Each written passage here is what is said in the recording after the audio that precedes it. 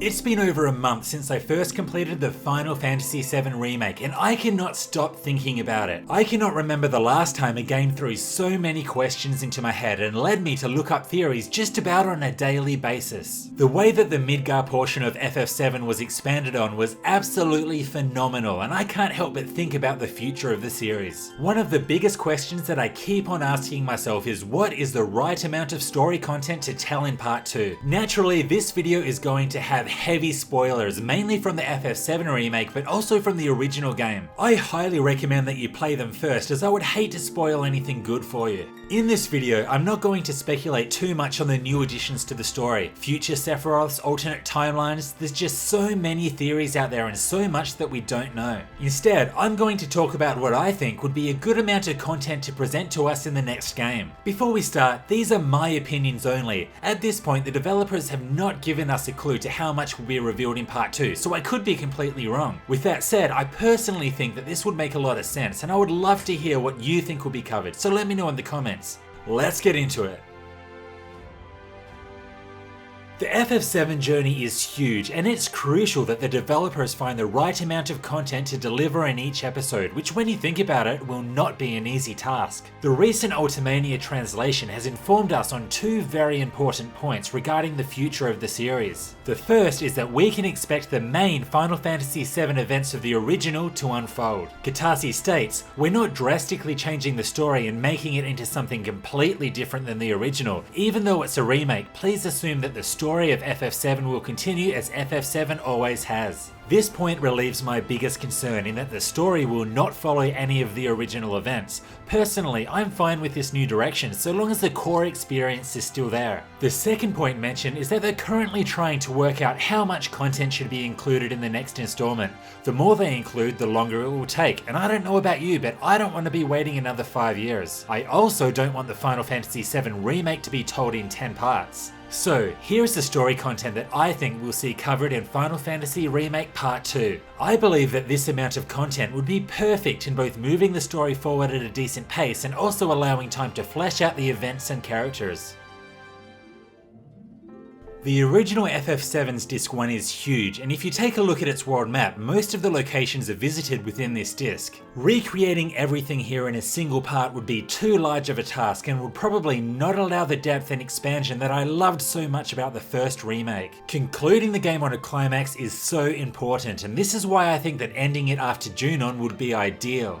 Let's take a look at how the progression would look like here. As the party has just left Midgar, the first section would be travelling an open world to Calm. No one knows what they're going to do with the world maps, but if I had to guess, I would say that we'll get multiple large open regions to explore. For instance, the Midgar grasslands area would be the first open region, and the Junon area would be the second one. To start Part 2, the developers could absolutely blow the audience away by presenting us with a huge area to travel through, which is in direct contrast to the confines of Midgar.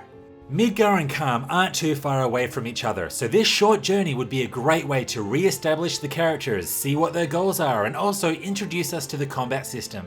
In the original, once the party reaches Calm and enters the inn, we are hit with a lengthy flashback of the Nibelheim events. Even though the party don't yet travel there in the present, the next remake game would have to create this entire city, which could then be reused for Part 3. A remake of these flashback events has the potential to be mind-blowing, as it will no doubt be fleshed out with some heavy emotion. Watching Sephiroth learn the truth and just lose it is something that will be incredible to see. You all know how amazing the War Market recreation was. I'm thinking that this entire flashback could be on that level. And also, don't forget that Cloud fights alongside Sephiroth here, so it'll be interesting to see what they do about this. After the flashback, Calm would be a great place to promote a more open experience. There could be a load of side quests here that link to the surrounding areas. I would expect to see some fleshed out NPCs too, and perhaps even journey to the Healan Lodge area from Advent Children, which at this point in time would have been known as the Cliff Resort. After this, of course, there will be the Chocobo Farm. This would be a great way to introduce a new mechanic of Chocobo catching and riding, and also tie into the exploration of the immediate area with some more open side quests in the Grasslands region.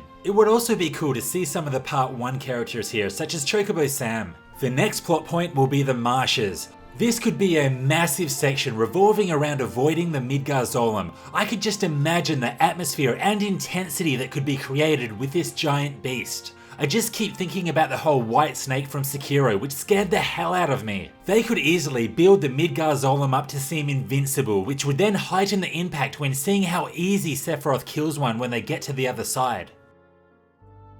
Next will be the Mithril Mines. Having this dungeon after the swamp could create a huge feeling of relief once you exit the cave and enter the Junon region. Within the mine, an encounter with Sang, Rude and Elena occurs. It'll be very interesting to see what they do with Elena since we didn't see her in part 1. Also, since the original Mithril Mine didn't have a boss, we could face off against the Turks here. Either that or they could do what they did with the Hell House and make a regular enemy a boss such as the Arc Dragon. From here, the only other stop before Junon is Fort Condor. I can't wait to see what they do with this minigame. This time around, I would like to see some sort of technology used by Cloud to issue commands so that he could take on these Fort Condor battles from anywhere. This would be especially important when traveling to the Western continent in part 3.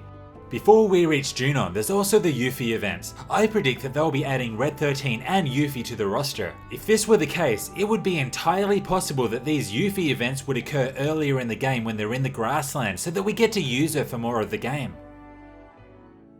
Finally, we have Junon. There is a lot of awesome events that happen here, and if I'm right with this progression, then we could see Junon taking up half of the game. The city is also large enough to allow for a massive expansion, just like they did with Midgar, and this is what I'm expecting. First, we have all of the fun happening under Junon. This could be a hub for side quests, and it's also a chance to further flesh out some of the characters and NPCs. Some key events here include the Bottomswell boss battle, which could be epic, and don't forget that CPR minigame to revive Priscilla. I really hope they do a little bit more with this. I'm also really hoping for something better than a dolphin jumping you up the tower. I'm sure they can improve on this. Once actually in Junon, things could get epic. I would love a large amount of expansion here prior to all of the events around going undercover in a Shinra uniform. If this part is just Cloud, then I'm hoping that we get to play as the other 5 members and experience how they make it to the cargo ship. Sailor Man Barrett, bring it on!